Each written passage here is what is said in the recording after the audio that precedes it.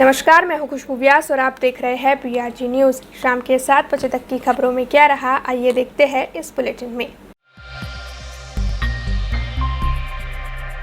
रूस यूक्रेन युद्ध के 100 दिन पूरे हो गए हैं। इस युद्ध में यूक्रेन की सड़कों पर खून की नदियां बहने लगी है। इसे सदी का सबसे बड़ा ह्यूमन क्राइसिस माना जा रहा है। United nation human rights council के मुताबिक इस युद्ध में तकरीबन 68 लाख लोगों ने देश छोड़ दिया है। वहीं 80 लाख लोग देश के अंदर ही अपना घर छोड़ने को मजबूर हो गए हैं।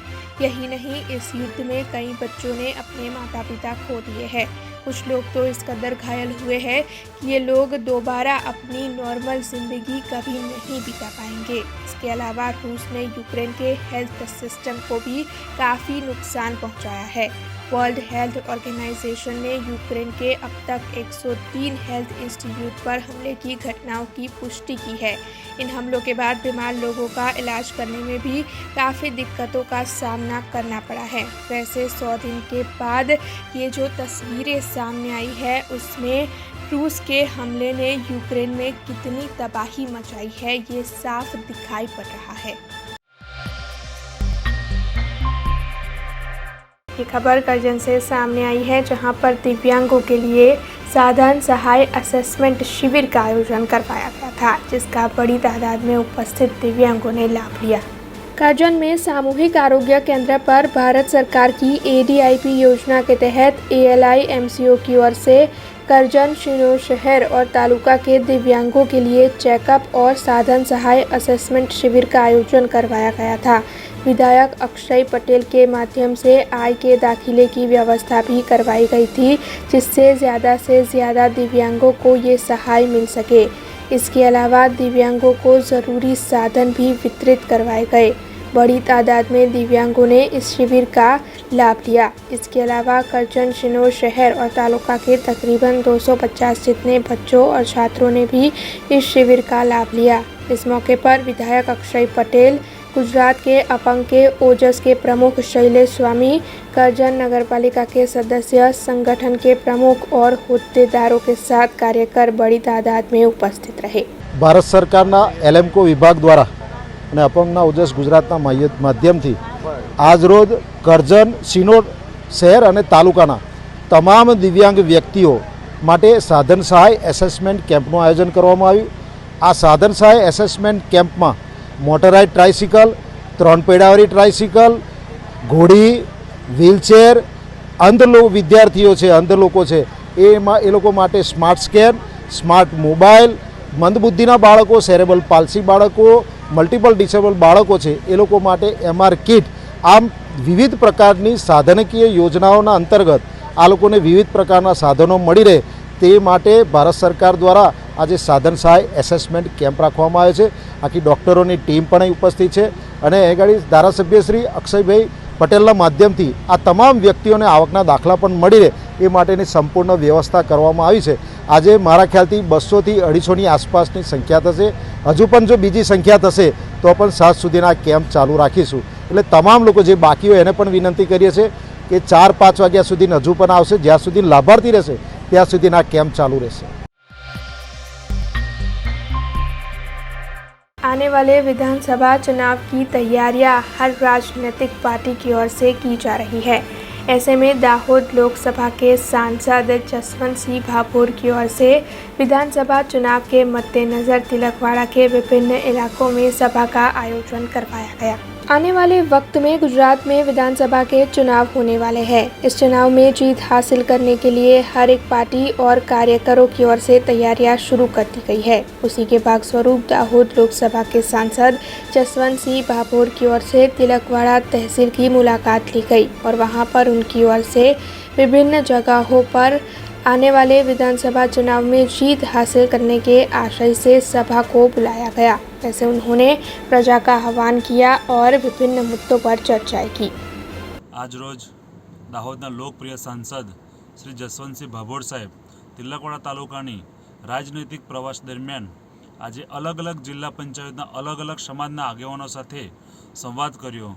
जे लोकोने सरकारी योजनाओनो लाभ थयो छे ए लाभार्थीओ साथे चर्चा करी। जे लोकोने समय આવનારા સમયમાં લાભ કઈ રીતના લેવો એની વિશેષ પ્રમાણે સૂચનાઓ આપી, માર્ગદર્શન આપ્યું અને સંગઠનના લોકો જે છે એ આગળ કઈ રીતના વિધાનસભામાં જે આવનારું વર્ષ છે એ વિધાનસભાનું છે, વિધાનસભામાં કઈ રીતના મહેનત કરી જે આપણી પાસે હાલ ધારાસભ્ય નથી એ કઈ રીતના આપણે વધુને વધુ મતોથી જીતી શકીએ એ આજે આપણને માર્ગદર્શન ખૂબ જ સરસ આપ્યું હતું. ગૌરાંગ બારિયા, નર્મદા જિલ્લા યુવા મોરચા પ્રમુખ. આજ રોજ તારીખ 3/6/2022 ને શુક્રવારના રોજ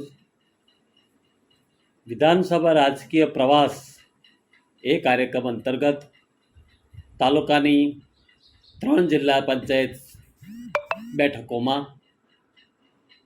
એક કાર્યક્રમ થયો અને આ કાર્યક્રમને સંબોધવા માટે દાહોદના લોકપ્રિય સાંસદ અને પૂર્વ કેન્દ્રીય મંત્રી આદરણીય જસવંતસિંહ ભાભોર સાહેબ આવ્યા હતા.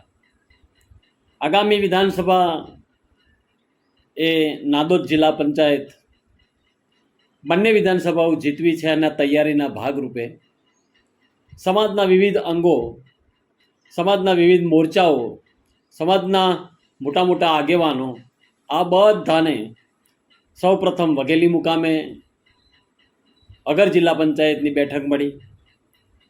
એમાં મોટી સંખ્યામાં લોકો ઉપસ્થિત રહ્યા. ત્યાર પછી તિલકવાડા જિલ્લા પંચાયતની બેઠક નલિયા મુકામે અને છેલ્લી બેઠક દિવલિયા જિલ્લા પંચાયતની એ વ્યાધર મુકામે કરી. આ બધી બેઠકોમાં સરકારની વિકાસલક્ષી યોજનાઓ અને આ વિધાનસભાઓ કેમ સર કરી શકાય, કેમ જીતી શકાય એ બધી વાતો માંડીને આદરણીય સાંસદ શ્રી જસવંતસિંહજી ભાભોર આ તાલુકાને સમજાવી અને હવે તેઓ ગરુડેશ્વર મુકામે ગયા છે. નમસ્કાર, જય હિન્દ, જય ભારત.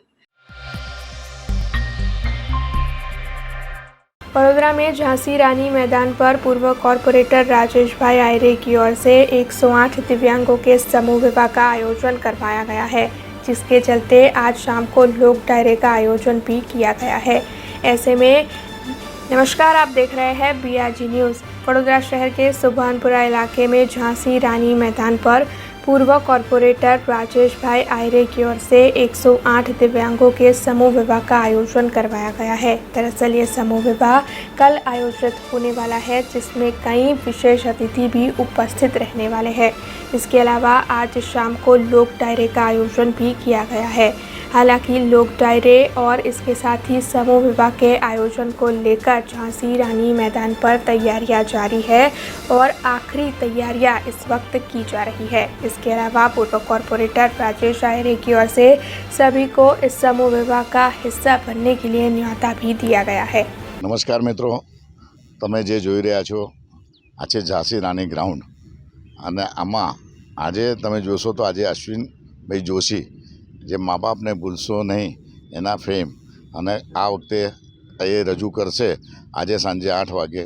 અહીંયા તમે જોશો તો દીકરી વહાલનો દરિયો સાથે સાથે કન્યાદાન મહાદાન એના વિશે જે એમના કંઠે દર વખતની જેમ આ જ ગ્રાઉન્ડ પર આવતીકાલે જ્યારે 108 દિવ્યાંગોના જ્યારે લગ્ન થઈ રહ્યા છે, દીકરીઓ આવતીકાલે 54 એક ઘરેથી જ્યારે બીજા ઘરે જઈ રહી છે ત્યારે એક મેસેજ આપવા માટે આજે આ 108 દિવ્યાંગો લગ્નના મહત્વ રૂપે અને સૌ લોકોને આ વિસ્તારના ને સમગ્ર વડોદરા શહેરની સંસ્કારી નગરીને આપના માધ્યમથી હું કહું છું કે આપ પણ આવો, સાથે સાથે દીકરીઓને પણ લઈને આવો.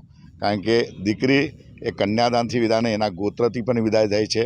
સાથે સાથે એ આપણી દીકરી એક ઘરેથી છોડી જ્યારે બીજી દીકરીએ જાય અને કેવી રીતના શું થાય, તો આવા એક સંસ્કારી નગરીની અંદર એક સંસ્કારોનો એક મેસેજ જાય એના જ ભાગરૂપે જ્યારે સમગ્ર ગુજરાતમાંથી દિવ્યાંગો જ્યારે અહીંયા આવી રહ્યા છે અને એ પોતે લગ્નનું સ્થળ જ્યારે આપણું હોય અને આપણા ઘરે જ આપણે વરઘોડિયા પણ આપણે જ છે અને કન્યા વિદાય પણ આપણે જ કરવાની છે. તો આ પ્રસંગે આપણને ખૂબ મહત્ત્વનું અને ભગવાને આશીર્વાદ આપ્યા છે કે આવો આ ગ્રાઉન્ડની અંદર 108 કુંડી યજ્ઞ જે આપણે હમણાં જ તમે જોયો કે ગાયત્રી પરિવાર અને આજે 108 દિવ્યાંગોના કે જે લોકો ચાલી શકતા નથી, બોલી શકતા નથી, કહી શકતા નથી અને એક જ દિવસની અંદર 2 મહિના પહેલાં આપણે 1500 જોડાઓ લાવ્યા હતા. 1500 લોકોને એક પરિચય મેળો કરાયો અને પરિચય મેળામાંથી આજે 50થી 54 જોડાઓ આજે જ્યારે આપણી પાસે થયા છે અને એમનો જે લગ્ન છે આવતીકાલે ખૂબ ભવ્ય આપણે એમનો વરઘોડો પણ કાઢવાના છે. આપણા લગ્નમાં કદાચ આપણને ખુશી ના હોય એટલી આ ખુશી છે. આપણે કોઈ આપણા કોઈના દીકરી, આપણો પોતાનો દીકરો છે, આપણો ભાઈ છે, આપણો કોઈ એક સંબંધી છે અને સંબંધીના લગ્નમાં આપણે જતા હોય, આ જ ભાગરૂપે અમે અહીંયા તૈયારી અમારાથી થાય અમે કરી છે. અને આજે તમે જોઈ રહ્યા છો કે બધી ચોરીઓ છે, સાથે સાથે કન્યાદાન પણ ટીવી છે, ફ્રીજ છે, તિજોરી છે, ચાંદીની વસ્તુઓ છે, બધી જ રીતે ઘરમાં કઈ વસ્તુની જરૂર, કદાચ એનું ઘર નાનું પડશે પણ અમારું કન્યાદાન નહીં, પણ સૌથી મોટું કન્યાદાન એ ગોત્રનું છે. એક મા, એક બાપ પોતાની દીકરી બીજાને આપે અને એ પણ દિવ્યાંગ કે કદાચ આપણે સપને નહીં વિચાર્યું હોય કે એવા આ લોકોના લગ્ન કેવી રીતે જોડાતા હશે. પરિચય મેળામાં ખૂબ લોકોનો સહકાર મળ્યો. આજે પણ તમે જોઈ રહ્યા છો કે જે લગ્નો ભગવાને આપણને આટલું બધું આપી દીધું છે, 2 હાથ આપ્યા છે, 2 પગ આપ્યા છે, તો આ સમાજને આપણે કેમ ન આપીએ. बड़ौदा शहर के वाघोडिया इलाके में रहने वाले हेनिल पटेल के साथ 11 मई को एक हादसा हुआ था। दरअसल हेनिल पटेल सड़क पर खुले घूमने वाले पशुओं के चलते हादसे का शिकार हुए थे, जिसकी वजह से उन्हें काफ़ी चोट भी आई थी। ऐसे में अब हेनिल के पिता की ओर से वकील के जरिए वडोदरा महानगर पालिका को नोटिस दी गई है। दरअसल उनकी ओर से 2 महीनों में 25 लाख रुपयों का मुआवजा इस हादसे के चलते मांगा जा रहा है और अगर उन्हें ये मुआवजा मुहैया नहीं करवाया गया तो फिर उनकी ओर से कानूनी कार्रवाई की जाएगी, ऐसा भी कहा जा रहा है। तो आइए आपको हेनिल के पिता की प्रतिक्रिया सुनाते हैं। કોર્પોરેશનના અધિકારી જવાબદાર છે અને આપણે એમને જે કમિશનર છે, જે કોર્પોરેશન અધિકારી જેમને નોટિસ મોકલી છે, પોલીસ ભવન છે, પછી ગાંધીનગર સરકારશ્રીને ગાંધીનગર આપણે નોટિસ મોકલવામાં આવી છે. 5 જગ્યાએ નોટિસ મોકલવામાં આવી છે. 25 લાખ રૂપિયાનું વળતર રૂપિયા માગ્યું છે અને જે દવાખાનાનો હોસ્પિટલનો ખર્ચો છે અને આગળ બી સર્જરીનો ખર્ચો થશે તેની માગણી છે અને 60 દિવસનો ટાઈમ પીરિયડ આપવામાં આવ્યો છે અને 60 દિવસમાં મને મારું વળતર નહીં આપવામાં આવે તો 9% પ્રમાણે વ્યાજ લેવામાં આવશે અને એ પછી હાઈકોર્ટ મારફતે જે બી હોય વકીલ કેસ લડાવશે, કેસ કે હાઈકોર્ટના માર્ગ અપનાવવા પડશે. ડૉક્ટરે તો 100% વિઝન લોસ જ કીધું છે કે વિઝન આવે નહીં, વિઝન લોસ છે, ટોટલ એની ડેમેજ થઈ ગઈ છે આંખ, પડદો એનો. જવાબદાર કોર્પોરેશન અધિકારી જે કામગીરી બજાવે છે, મહાનગર સેવા સદન, પોલીસ તંત્ર, જે તમે જોતા હશે હજુ બી કેટલા લોકો ભોગ બની રહ્યા છે, તેની માટે કોર્પોરેશન જ જવાબદાર છે. સખ્ત રજૂઆત કરવા ગયા હતા પણ કોઈ સાથ સહકાર ન મળ્યો, એ કારણથી પછી આ હાઈકોર્ટના મારફતે, વકીલ મારફતે નોટિસ મોકલવામાં આવી. रेलवे मंत्रालय की ओर से सेफ्टी कैटेगरी के अलावा बाकी की कैटेगरी की 50% सीटें खाली करने का फैसला लिया गया है। इसी मामले में विरोध जताते हुए वेस्टर्न रेलवे मजदूर संघ की ओर से आज प्रतापनगर रेलवे हेडक्वार्टर्स पर धरना प्रदर्शन का आयोजन किया गया। National federation of Indian railway man के फैसले के मुताबिक अब रेलवे मंत्रालय की ओर से रेलवे में से सेफ्टी कैटेगरी के अलावा बाकी की सभी कैटेगरी के 50% पदों को खाली करने का फैसला लिया गया है। ऐसे में वेस्टर्न रेलवे मजदूर संघ की ओर से इस मामले में विरोध जताया जा रहा है, जिसके चलते मुंबई, वडोदरा, अहमदाबाद, राजकोट, भावनगर, रतलाम समेत भारतीय रेलवे के हर जोन में वेस्टर्न रेलवे मजदूर संघ की ओर से विरोध जताने का आज आयोजन किया गया था। ऐसे में प्रतापनगर रेलवे हेडक्वार्टर्स पर वेस्टर्न रेलवे मजदूर संघ से जुड़े हुए कार्यकर इकट्ठा हुए और इस मामले में विरोध जताते हुए इस फैसले को बदलने की मांग उन सभी की ओर से की गई। रेलवे बोर्ड ने एक आदेश जारी किए थे 7-8 दिन पहले, 31 मई तक जितने पद नॉन सेफ्टी वाले खाली पड़े हैं उनको आधों को सरेंडर कर दिया जाए। इससे पद खाली होंगे तो जो कर्मचारी रेलवे में काम कर रहे हैं उनके ऊपर वर्कलोड बढ़ता है। साथ में पोस्टें खाली हैं तो देश का युवा जो पढ़ा लिखा है वो ये चाहता है कि मैं रेलवे में आ जाऊं, उनको भी रोज़गार का एक मौका ख़त्म हो जाएगा। इससे जब रेलवे में वर्कलोड बढ़ेगा तो जो कर्मचारी काम कर रहे हैं तो रेलवे की सेफ्टी पे भी सीधा सीधा असर पड़ता है। हम इसका विरोध कर रहे हैं। साथ में 43,600 से ज़्यादा जो लोग बेसिक है सीलिंग लिमिट बांधी थी उनको रात्रि भत्ता नहीं देंगे। प्रिंसिपली इस बात पे NFIR में हमारे एग्री हो गई थी कि हम रात्रि भत्ता देंगे, लेकिन दिया नहीं जा रहा है। ओल्ड पेंशन स्कीम के लिए हम शुरू से मांग कर रहे हैं एनपीएस को रद्द करें, कुछ स्टेटों ने दे भी दिया है, तो हम इसका भी विरोध कर रहे हैं कि एनपीएस को भारत छोड़ना चाहिए, ये कि हमारा एक नारा दिया है।